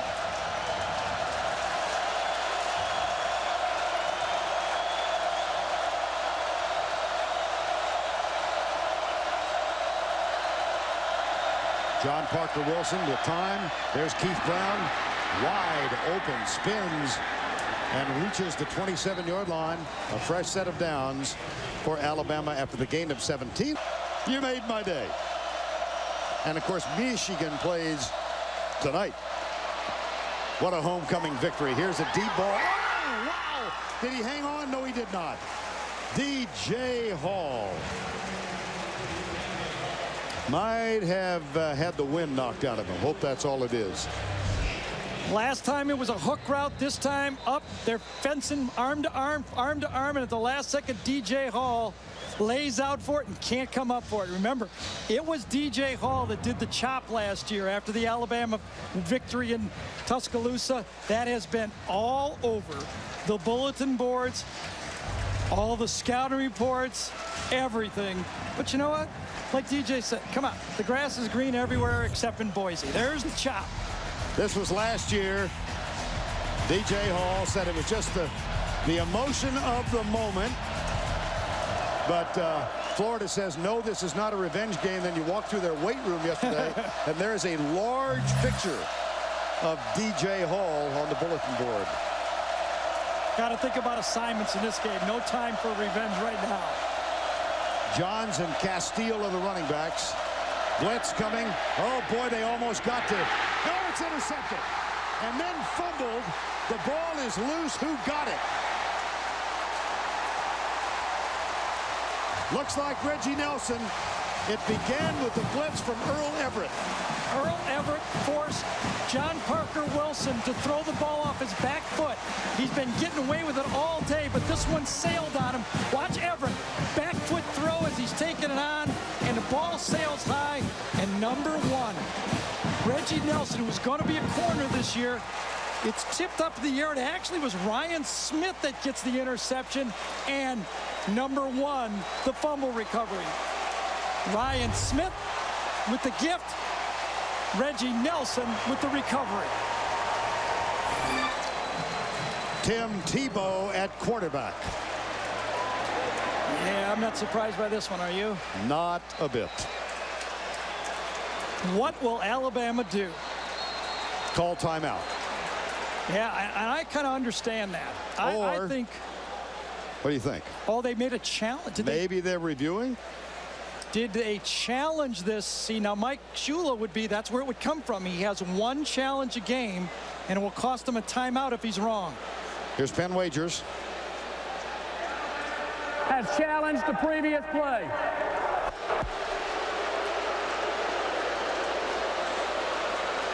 Well, Mike certainly had a good view of what was going on right in front of him. Right. Now, his argument, I believe, is that the Florida interception by Ryan Smith was never controlled. I think that's his argument. Did Ryan Smith have control of it? From behind, we don't know on that first one. Nope. Remember, on the field, it was called an interception.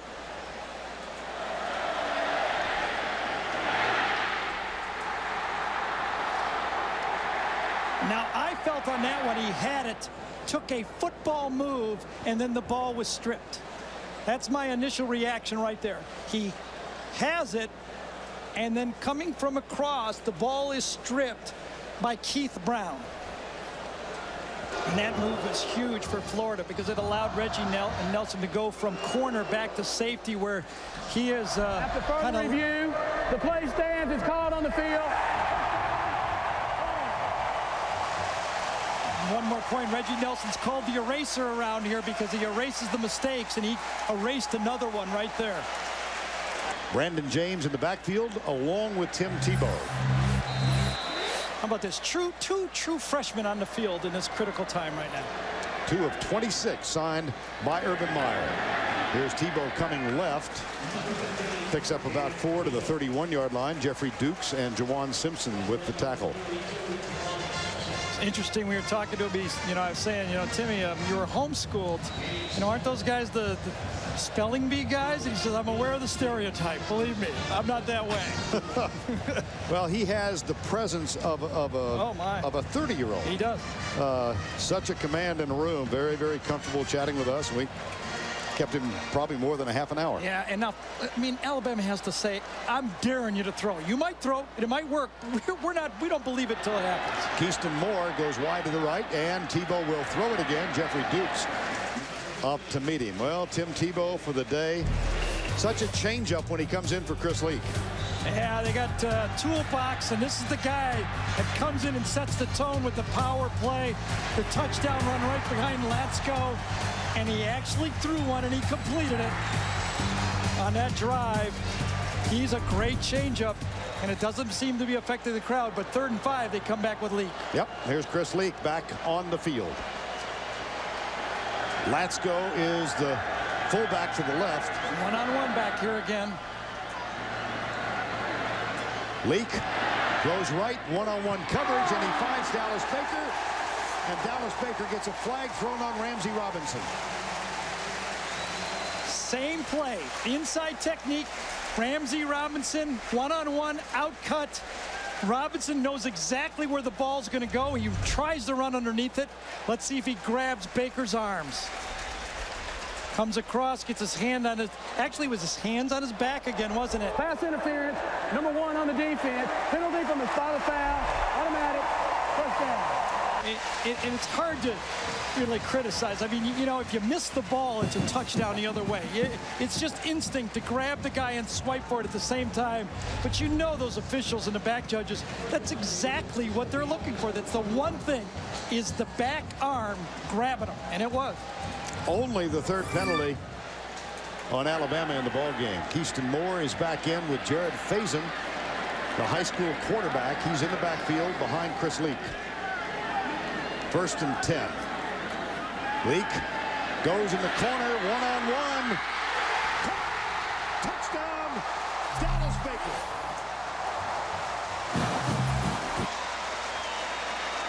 Hedlund with the extra point. And there's a loud cheer here because of the extra point. They had 2 blocked last week against Kentucky. There it is, one-on-one. 6'3" against about 5'10". The ball is perfectly thrown by Chris Leak. Watch Baker go up. Those 3 inches made the difference. 79 career touchdowns for Chris Leak. Was telling us a couple weeks ago that he got a call from Archie Manning this summer and said, why don't you come to our summer quarterback camp? Spent time with Eli and Peyton and learned a lot. Back in Gainesville, where it's time for the 5-star play of the game presented by Wrangler. Here is Mick Huber of the Florida Radio Network. The Alabama 16-yard line. Left hash. There's the snap to Leak. Leak swings it out to right side. He's got his receiver out there. It's Bubba Caldwell to the 10, to the 5, near sideline. Hurdles in. Touchdown! Oh, my! All's well for Caldwell. And the Gators have taken the lead. Mick stayed up all night thinking that one. All's well for Caldwell. Yeah, like yeah. All's Mick Huber. All's well for Caldwell, and Dallas Baker, the touchdown maker. And that touchdown, of course, was actually the go-ahead score. And then Dallas Baker just added to it. What in the world is that? They pump air in there to keep those guys cool, to cool them down. Those new shoulder pads, they pump cool air in there. Just a 1-possession game, though, for Alabama. Yes, it is. Here's the kick. Eos. And he drives it 5 yards into the end zone. Touchback. Andrew Brees now with the Saints, of course, and what a story that was on Monday night. Here's John Parker Wilson. That's a little screen to LeRon McClain, and Justin Britt was looking around for someone to block, and there were a couple of guys available. Yeah, see, Tony Joyner was out there on that screen, and there's no way Justin Britt, a guard, is going to block a safety unless the ball carrier helps him.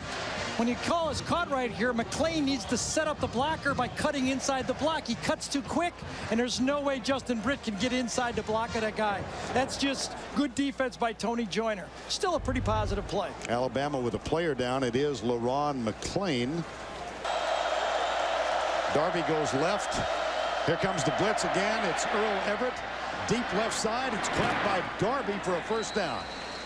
And does he get out of bounds? He does. Pretty gutsy.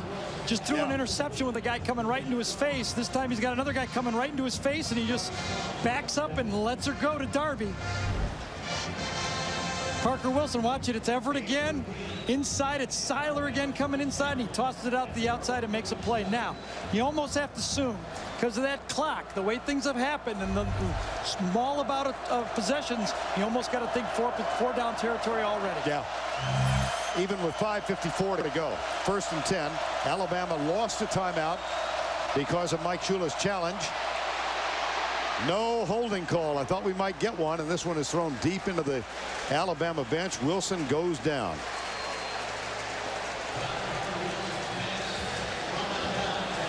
Well, this time it was Harvey coming around the outside. As Vern said, was there a hold there? Could have been, I guess. Pushed to the outside, but John Parker does a good job of getting rid of it and keeping it at 2nd down and 10. Jarvis Moss. Derrick Harvey made the tackle. John Parker Wilson has been intercepted twice, sacked a couple of times. 2nd and 10.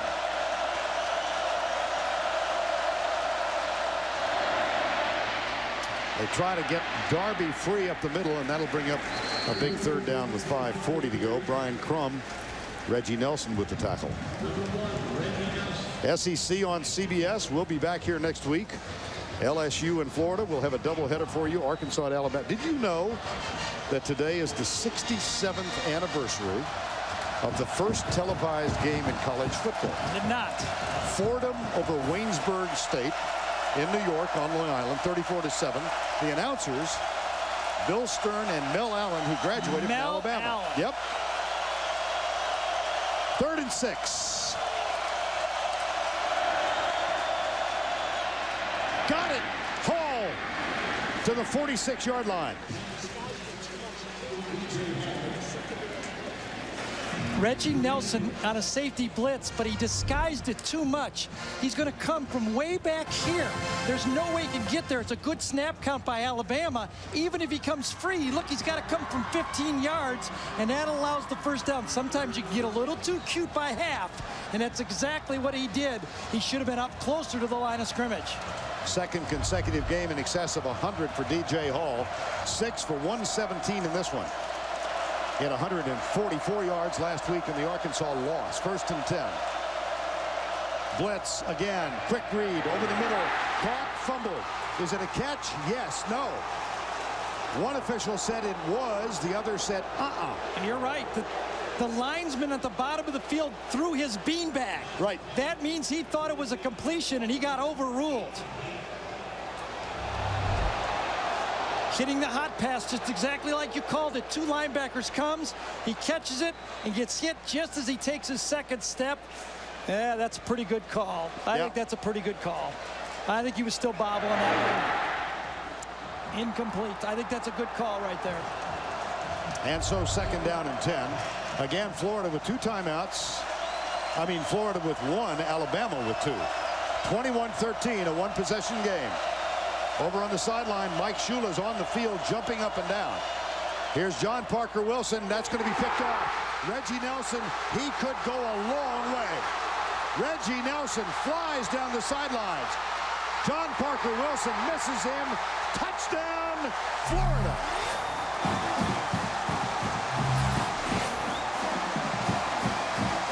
Young man who grew up in Melbourne, couldn't qualify academically, went to junior college, then came back to the school he always wanted to attend. The eraser. John Parker got a little lazy with his feet, but watch it. Nelson goes this way and then comes back. John Parker thinks he's got no safety on the hash, comes inside, baits him back outside. He reads John Parker's footwork, kind of sloppy footwork. Ball is thrown high again. Watch. John Parker Wilson has been getting away with a couple of these. It kind of throws and sails it at the same time. No chance for a completion by Keith Brown. And the eraser comes back and erases Alabama's drive. And I really think, as well and as great a competitor as John Parker Wilson has been, it was maybe just a little bit too much to ask for him to win a football game by himself. He might someday be that Steve Nash, but I don't know if he is yet. Well, that's how you got to approach it. You just line up and do it again if you're Alabama. This is taken by Arenas to the 20. Flag is down at the 13-yard line. Now more flags fly. Yeah, Jimmy John's going to get one. Number 10, he popped the guy earlier in the game. He got away with it, and that time he did it right in front of the official. It might be 2, because that was a dead ball foul. They might bark them both off if they're against Alabama.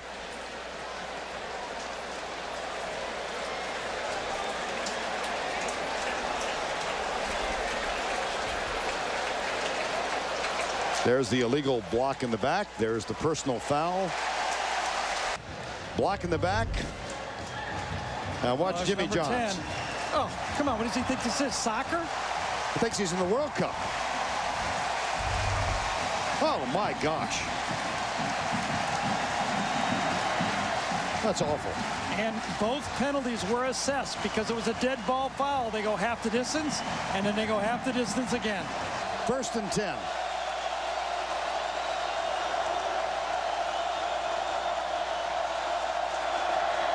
Draw play. Darby.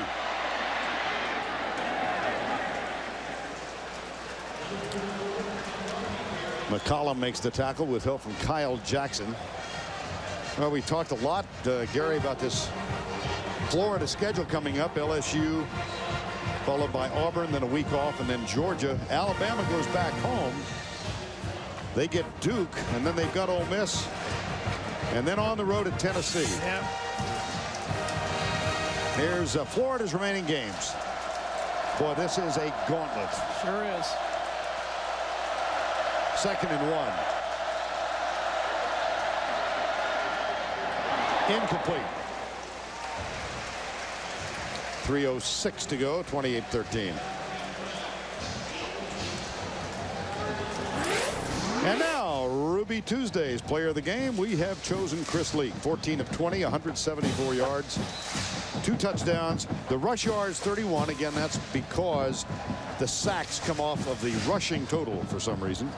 Chris Leak with a career-long rumble of 45 yards. He does it quietly, doesn't he? I mean, but Tebow helps him. Tebow takes some pressure off of him. In this 4-game strand, that really helps kind of just make this offense a little more dangerous for him to throw the ball around. 3rd and 1. It appears that Alabama got it. Chris Leak, we mentioned a while ago, spent time with the Manning family. Right. Archie and Peyton and Eli. Said he talked with Peyton a lot about learning how to control the game, particularly at the line of scrimmage. And he's done a good job of that today. Left side. Oh, boy. Ryan Smith was that close to his 3rd interception of the day. We'd had to change the Ruby Tuesday player of the game if he'd have got that one. See, you're asking a lot from John Parker Wilson. You got to do it now. I understand that. But just squatting on this outcut that time, that one could have been picked. I mean, I just thought that Alabama, to win this game, they had to keep it close. They had to run the ball. Darby had to come through. This kind of got away from them just a bit. And I mean, they played a tremendous football game. But to knock off Florida, they couldn't turn the ball over. They just couldn't turn the ball over. 2nd and 10, under 3 to go. John Parker Wilson flips it out. Matt Caddell. Well, here's what you thought they had to do to win. I thought Darby had to come through, and, you know, I thought he was respectable. I really do. 76 yards rushing. But the big one here is the receivers. No big plays from Alabama's receivers. Parker Wilson, that one's tipped again. Matt Caddell. 28-13. Well, this Mike Shula-led team a year ago got off to a 9-0 start. The whole season was a springboard from their 31-3 victory over Florida. Right. And they won 9 in a row before losing their last 2. LSU and Auburn, of course, came back and won in the Cotton Bowl, finished at 10-2. But my gosh, how tough to overcome back-to-back losses in the SEC. It sure is. You'll never get that Arkansas one back again. They're going to get a delay of game. Yeah, they are. Yeah, they are. On 4th down, they kind of looked over the playbook a little bit too much and got a delay of game, or was there a timeout? Yeah, it looked like Alabama had to burn a timeout. Timeout, Alabama. First timeout of the half. They can't take care of LSU, Auburn, and Georgia until they take care of Alabama. And that's exactly right. You can't, you got to be able to not lose it before you win it. Alabama's missed opportunities. They were inside the 10-yard line twice. Okay, they only got 3 points. They got 1 field goal and a missed field goal. I mean, you go inside the 10-yard line twice and only get 3 points. You have a tough time winning. On 4th down, John Parker Wilson Evan Caldwell is now the center. John Parker Wilson. Oh, my gosh. Fumble. And that one is recovered by Caldwell. It really doesn't matter. It's going to go over on downs. Looked like Joe Cohen got there. Yeah, this is ugly time right now. 4th down, coming right up the gut that time. That was Jarvis Moss first, and then Joe Cohen cleans him up. Ooh, it's no fun to get cleaned up like that.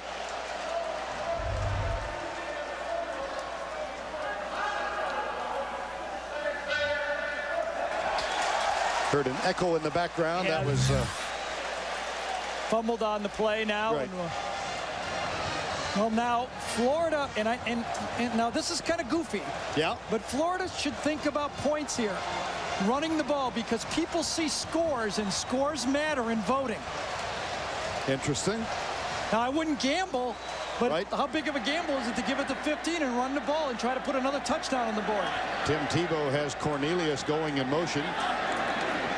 And here's Tebow coming left. He's a hunk. He doesn't dodge much, does he? How about that story Urban told us about in winter workouts? Tim Tebow came over here as a high schooler, hadn't even played spring ball yet. And the last day of winter workout, they had a tug of war where the offense picks out their 2 guys and the defense picks out their 2 guys. And the first pick by the Florida SEC football team was Tim Tebow in the tug of war. And he combined with Ronnie Wilson to win it. On the left, Pam. On the right, Bob Tebow. He is president of Bob Tebow Evangelical Associates. Here's the give to Tebow. And he's down Prince Hall. We asked him, of course, he enrolled here in January so he could get a head start. Graduated. You and I asked him if he went to the senior prom nearby at St. Augustine, Nice. He said, no, we had a midnight weight lift. Yeah, that's a lot more fun. I don't know. Does he aware what happens late at proms? He is the youngest of 5 children, Bob and Pam Tebow. He said the best athlete was his sister Katie. So the Gators are going to go 12-0 in their last 12 games here.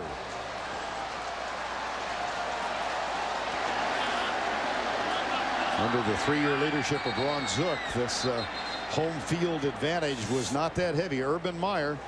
Delay a game. I can read lips. It'll be 5 yards. I don't think Bob Tebow would agree with what he just said. He said, get set, snap the ball. But what happened was someone was still getting to the position. And actually with Florida with a timeout, they could have burned a timeout there if they wanted to. They don't need to save them. You just don't want an interception or a fumble to change the game. You know, that's run the ball, be safe with it. On 3rd down, Tebow will run to the 1. And that came loose. Yes, yep, it sure did. That is the second if it goes over to Alabama. Let's see. Yes, it does. Yes. Second lost fumble by Tebow this year. See, the penalty actually cost him the touchdown on this play, because from the 5 or 6 yard line he scores, but after the penalty he can't get in there. Florida does not allow their ball carrier. Oh, that might have come out with his elbow on the ground. That might have come out with his elbow on the ground, and that's reversible. No indication that it is under review. Urban Meyer, Tim Tebow. And the Florida Gators get their revenge, hard-earned,